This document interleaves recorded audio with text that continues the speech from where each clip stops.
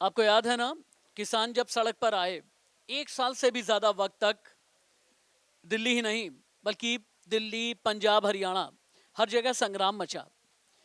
यहां तक कि सरकार को किसान कानून वापस लेना पड़ा। एक बार फिर से किसान गुस्से में है। गुरुवार को दिल्ली में कैसे जाम लगाया गया? अगर आप दिल्ली, नोएडा, फरीदाबाद, गुरुग्राम, गाजियाबाद के रहने वाले हैं तो आपने ये एक्सपीरियंस किया होगा। इस बार फिर पंजाब और हरियाणा के किसान दिल्ली मार्च करने वाले हैं चंद घंटे के बाद। उन्हें रोकने के लिए बैरिकेडिंग लगाई गई है। उन्हें रोकने के लिए सड़क पर मोटी मोटी कील लगाई गई है ताकि ये लोग दिल्ली को जाम ना कर पाए। लेकिन किसानों की मांग क्या है? क्या चाहते हैं किसान? क्यों नाराज हैं इस बार किसान? किसान कानून वापस ले लिया गया, फिर ये नाराजगी क्यों है? संदीप, किसान नाराज क्यों हैं? उनकी मांग क्या है, एक बार आसान शब्दों में बताओ। देखिए सीधे आपने जैसे बता ही दिया क्या क्या कहानी है। मैं सीधे ना दर्शकों को, किसान को, कि वो 10 बड़ी मांगे बता देता हूं जिसको लेकर वो मार्च करने वाले हैं। 13 तारीख को दिल्ली आने वाले हैं। पंजाब हरियाणा के किसान ज्यादातर है। इनकी 10 प्रमुख मांगे हैं, वो मैं आपको बता देता हूँ। पहली मांग है कि एमएसपी पर खरीद की गारंटी का कानून। दूसरा है डॉक्टर स्वामीनाथन आयोग की रिपोर्ट के हिसाब से कीमत तय हो। तीसरी है किसान खेत मजदूरों का कर्जा माफ हो, पेंशन दी जाए, भूमि अधिग्रहण अधिनियम 2013 को दोबारा लागू किया जाए, लखीमपुर खीरी कांड के दोषियों को सजा दी जाए। छठी है व्यापार मुक्त व्यापार समझौते पर लगाई जाए रोक। किसान आंदोलन से मृत किसानों के प्रावधान तो आपने बहुत अच्छा समझाया है कि किसानों की मांगे क्या हैं। ये एमएसपी क्या होती है? चूंकि एमएसपी को लेकर बार बार किसान ये कहते हैं कानून बनना चाहिए। एमएसपी पर बड़ी जंग छिड़ी रहती है। एमएसपी को लेकर के किसान बहुत बार ये कहते हैं ना कि भाई हमें अपने हक का पैसा नहीं मिल रहा है। क्या है एमएसपी? एमएसपी जो है मिनिमम सपोर्ट प्राइस है, न्यूनतम समर्थन मूल्य है। और सरकार ये मूल्य तय करती है किसी भी फसल के लिए, तो उसके आधार पे किसानों को पैसे दिए जाते हैं। तो उनका जो लागत है या जो भी है उनका उनका वो चीज़ तो कभी उनको घाटा नहीं होता है, उनकी जो सब कुछ। तो ये न्यूनतम समर्थन मूल्य बहुत ज़रूरी होता है कहीं के लिए भी, और किसानों के हित में। मैं एमएसपी पर एक बात जोड़ना चाहूँगा, क्योंकि मैं किसान परिवार से ताल्लुक़ रखता हूँ। किसान जब फसल बोता है तो उसमें बीज की कॉस्ट होती है, उसमें खाद की कॉस्ट होती है, उसमें फर्टिलाइज़र की कॉस्ट होती है, उसमें बिजली पानी की कॉस्ट होती है, और किसान की मजदूरी होती है। तो उस फसल की जो मिनिमम जो प्राइस होती है वो किसान ही लागू करता है। तो किसानों की मुख्य मांग ये है एमएसपी को लेकर के कि वो अपनी फसल की कीमत जो है वो अपने खर्चे के हिसाब से तय करे, निर्धारित करे, और उसे सरकार को बताए, मंडी भाव में बताए, ताकि सरकार उस पर विचार करके एमएसपी लागू करे, ताकि किसान को अपनी एक ठीक ठाक फसल का फायदा मिले। मैं एक बात नहीं समझ पा रहा हूँ विभूति जी की, संदीप, बल्कि तुमसे भी ये सवाल था मेरा। किसानों की नाराजगी क्यों बार बार खुल करके सामने आती है? कभी स्वामीनाथन आयोग की रिपोर्ट को लेकर, कभी किसान कानून को लेकर, कभी एमएसपी को लेकर, कभी उनकी अपनी कमाई को लेकर, कभी फसल को लेकर, कभी पेंशन, जो फसल पेंशन है, कभी उसे लेकर, या फिर लखीमपुर खीरी में जो कानूनी एक्शन लिया गया उसे लेकर। क्यों किसानों की नाराजगी सरकार दूर नहीं कर पा रही? निश्चित तौर पर ये कड़वी सच्चाई है। जैसा कि हम सभी जानते हैं कि मोदी सरकार को किसानों की हितैषी सरकार का तमगा दिया गया है। लेकिन उसके बावजूद भी बार बार ये चीज़ें हो उठती है। और अब परसों यानी 13 तारीख को होने वाला है।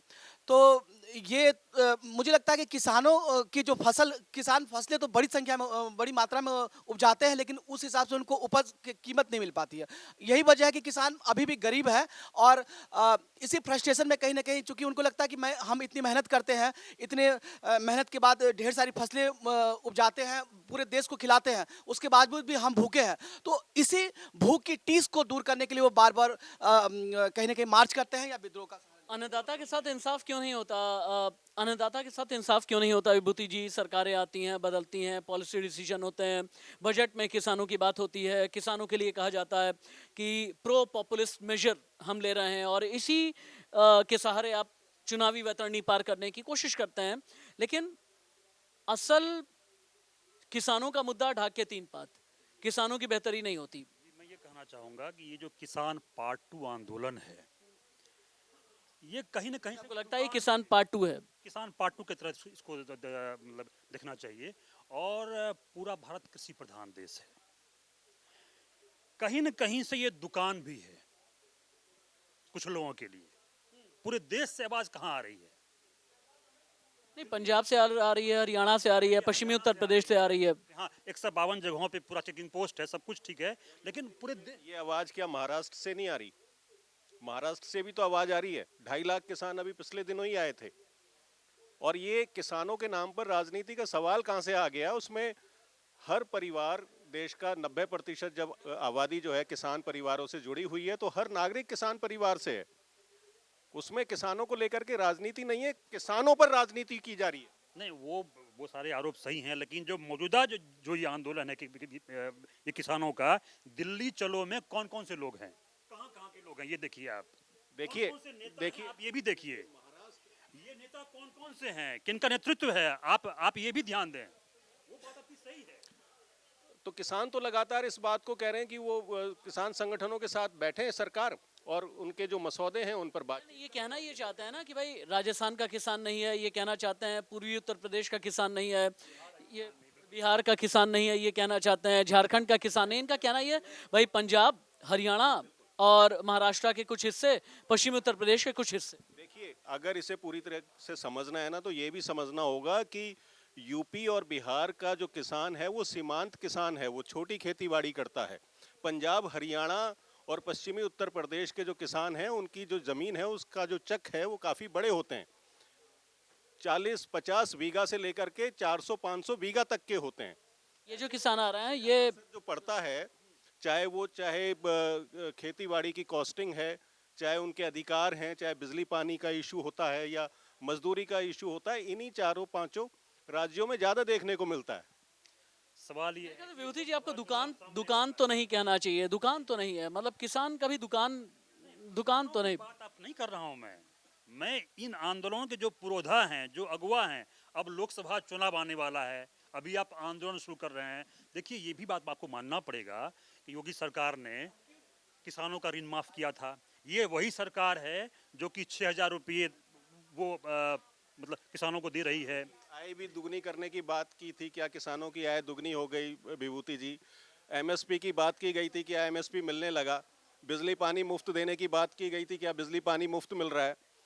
मिनिमम सपोर्ट प्राइस के अलावा मजदूरी भत्ता 700 दिन 700 रुपये 200 दिन के लिए तय किए गए थे, क्या मिलने लगे? जाहिर तौर पे आप सही बात कह रहे हैं, लेकिन ये भी जान लीजिए, बिल्कुल ठीक कह रहे हैं कि कैबिनेट ने तो चुनाव लड़ने के लिए मना कर दिया। 2022 में तक जो दुगुना होना था वो नहीं हुआ।